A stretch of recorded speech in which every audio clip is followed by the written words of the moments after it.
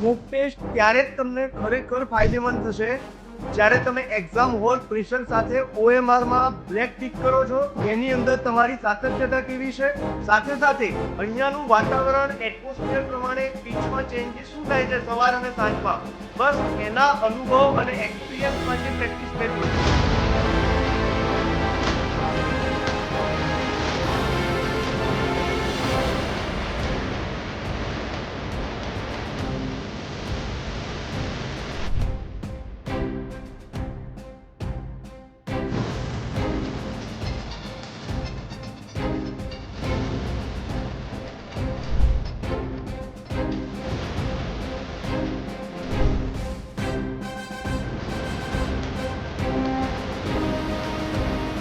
કેવું રહ્યું પેપર?